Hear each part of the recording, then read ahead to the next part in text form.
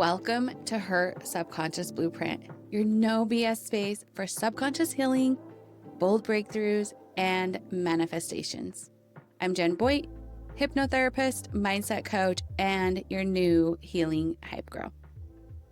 So today I want to talk about the part of you that's been carrying shame, the part of you that avoids looking back, the flinches at certain memories or bad decisions you made in your past. That feels like maybe you messed up so badly you'll never fully shake the guilt. The part of you that questions your worth because of past decisions. Maybe you've tried to move on, but the old story is still there beneath the surface. Well, we all have those moments where we wish we could rewrite.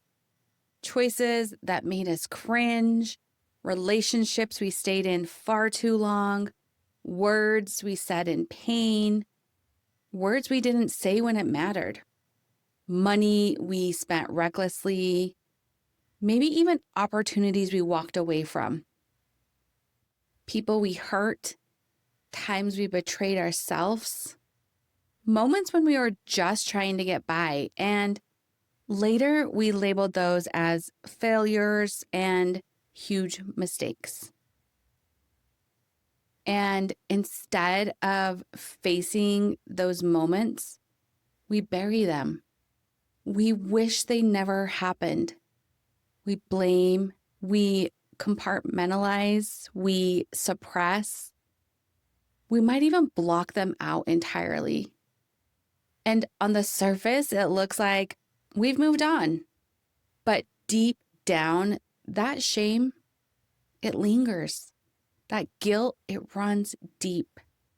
And whether we've realized it or not, it shapes how we see ourselves.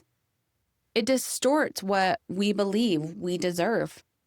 It limits our potential and how fully we allow ourselves to receive love and abundance and success. But what if those so-called failures were actually foundations, like building blocks, and you couldn't move past to the next level of growth until you completed these lessons? But here's the truth. You don't avoid these memories because you're weak. You avoid them because deep down, you think facing them means drowning in them. You think looking back means reliving the pain, reliving the moments you think it will confirm the worst things that you believe about yourself. But what if you could revisit those memories differently? What if you could turn shame into empowerment? In RTT, the subconscious healing method that I use, we don't relive the scenes. We revisit them. There's a difference. You are not that version of yourself anymore. You have the power now to go back with compassion, with insight, and tell yourself a better story, a more empowering truth. Because here's the thing. You've been feeding your subconscious a lie, but not the one you think. The lie isn't, I'm good. The lie is, I'm broken. I failed. I'm stupid. I should have known better. I shouldn't have made that decision. And your subconscious believes whatever you feed it because it doesn't filter truth from fiction. It just runs the script on repeat. The mind doesn't know the difference. It accepts it all of it. It doesn't reject what blocks you, what hurts you, what disempowers you. The mind's job is to do what it thinks you want and to keep you safe. Your mind isn't like, oh no, that's not good for me. I'll just reject that. That's not how it works. There's no filter of good versus bad, hurtful versus helpful, The mind believes what you feed it. So, what if you stopped punishing yourself and started rewriting the narrative, rewriting a better story, one that doesn't keep you stuck but moves you forward?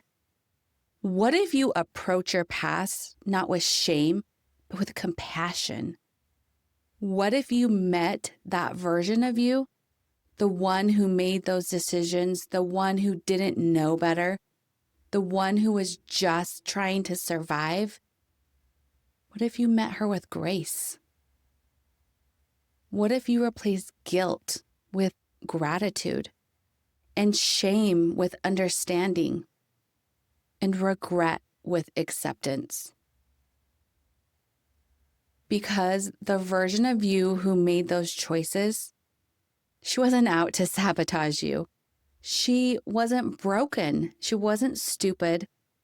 She was doing the best she could with what she had, with the tools she had, with the programming she had been carrying since childhood, with the generational patterns that she inherited, with the nervous system that was just trying to survive.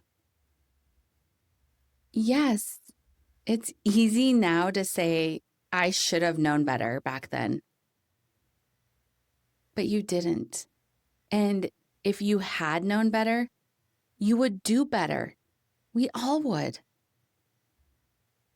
So what if instead of judging that version of you, you honor her? What if you thanked her? What if you finally gave her grace that no one else ever did? What if the moments you labeled as mistakes, what if they were actually sacred lessons? What if they were necessary? What if they were intentional? The exact experiences that your soul needed in order to grow, to expand, to become the version of you that exists right now, today, the version that is listening to this podcast and doing the work and showing up and evolving. Because the truth is, life will keep offering you the same lessons until you're ready to pass them. It's the school of life. And you're going to keep getting them over and over again. Same story, new costume, different name, same energy, until one day you recognize it for what it is and you decide to do something different. That is when it becomes wisdom. That is when you grow. And that reminds me of this poem that I love by Portia Nilsson. It's called There's a Hole in My Sidewalk. And I want to share it with you right now because it's so beautiful. It goes, I walk down the street. There is a deep hole in the sidewalk. I fall in. I am lost. I am helpless. It's not my fault. It takes forever to find a way out. I walk down the same street. There's a deep hole in the sidewalk. I pretend I don't see it. I fall again. I can't believe I'm in the same place. But it isn't my fault. It still takes me a long time to get out. I walk down the same street. There's a deep hole in the sidewalk. I see it is there. I still fall in. It's a habit. My eyes are open. I know where I am. It is my fault. I get out immediately. I walk down the same street. There's a deep hole in the sidewalk. I walk around it. I walk down another street. So, what if that pain, that regret, that rock bottom moment was the foundation of who you are? And what if you couldn't move on to the next level without it? Let's talk about forgiveness, not the spiritual bypass, just let it go, move on, forget about it, fake peace kind of forgiveness. I mean real, raw, embodied forgiveness, the kind where you feel it, the kind where you let the emotions rise, not to re-traumatize yourself, but to finally let them move through you. You don't forgive by denying your feelings. You forgive by feeling all of them until they no longer control you. Now, let me be very clear. I'm not saying we don't take accountability. Forgiveness does not mean excusing what happened. It does not mean saying it was okay. It doesn't mean pretending it didn't hurt. It doesn't mean letting them off the hook. Accountability is sacred, but self-blame is poison. Accountability says, I own my impact and I choose differently now. Where shame says, I am the mistake. And those two couldn't be more different. You can take full ownership of your past without weaponizing it against yourself. You can say, I hurt someone without saying, I'm unworthy of love. Accountability heals. Shame keeps you stuck. Forgiveness means you are choosing to release the power that those people hold over you. Those memories, those choices still hold power over you until you forgive. This is how you set yourself free. Because when you don't forgive yourself or others, you stay tied to that wound. You're letting it have power and control over you. You stay locked in a loop.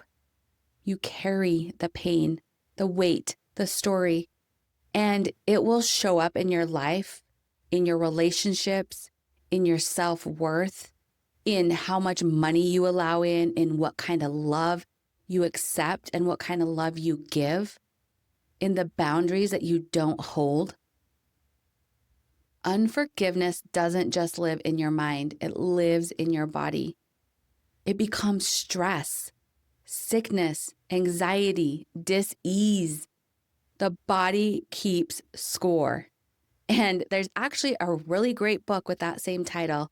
I'll link it in the show notes. But all of the emotions that we hang on to, they make us sick. They stay in the body. That headache, that backache, that neck ache. And guess what? You don't have to carry that anymore. But let's also be real. Revisiting the past can feel terrifying, especially when your identity has been built around avoiding it. And that's all you know. But here is the truth. You're not going back to relive it. You are going back to reclaim it. The part of you that got stuck there. You're going back to hold her, to see her, to love her, to show her that she is worthy, to integrate her back into wholeness. Because healing is not about blame. It's about integration. It's about freedom. When you stop judging your past and start understanding it, you can finally see the full picture. You can finally hold your younger self with tenderness and love, and instead of shame and guilt. So I want you to hear this from me. Your past does not define you. Your mistakes do not make you unworthy. Your regret does not mean you're broken. You are allowed to grow. You are allowed to change. And you are allowed to forgive yourself fully, deeply, and completely. Because shame will keep you stuck. But compassion, babe, is how we rise. So today, ask yourself, what memory or decision am I still punishing myself for? Where am I withholding love from myself because I think I don't deserve it? Where am I still carrying guilt, even though I did the best I could? And what would happen if I finally chose to forgive? And maybe, just maybe, you can thank that version of her for surviving, for showing up, for doing the best she could with what she had. This work isn't about perfection. It's about wholeness. It's about meeting every version of you, even the messy, complicated, painful parts, meeting them with curiosity instead of criticism. You are not your trauma. You are not your mistakes. You are not your bank account, and you are not your past relationships or the choices you made in survival.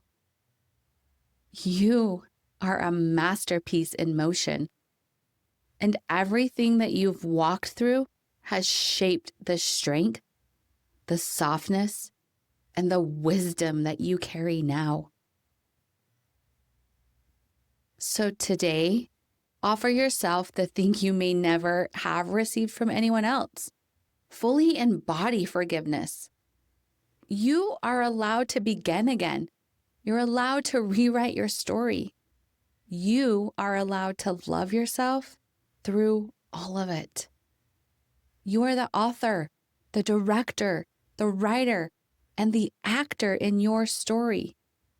And you always have a choice and the ability to rewrite your story. There's this toxic idea floating around that healing means never messing up again. That when you've done the work, you're always calm, you're always wise, you're always in alignment. And I just want to call bullshit on that right now. Growth is not a straight line.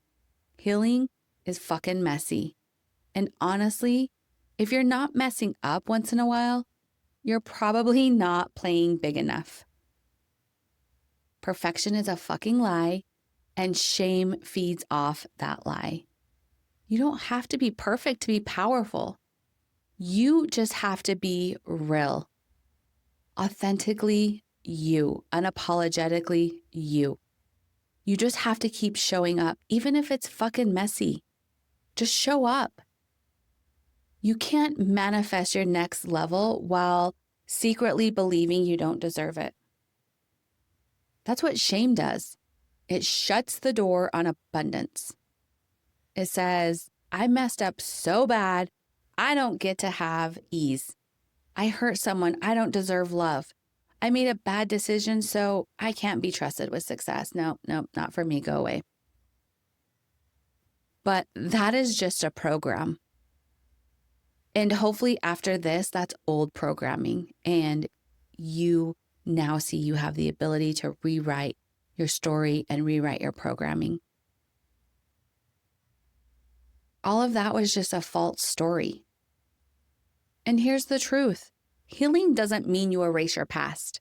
It means you rise from it. And that version of you, the one who forgives herself and chooses better anyways, she is magnetic. She is unstoppable. If you're walking around with a secret shame, let me tell you, nothing will set you free faster than saying it out loud. Not to everyone, but to someone you trust, someone that will hold space for you. You don't need to carry it anymore. You don't need to perform or hide or overcompensate.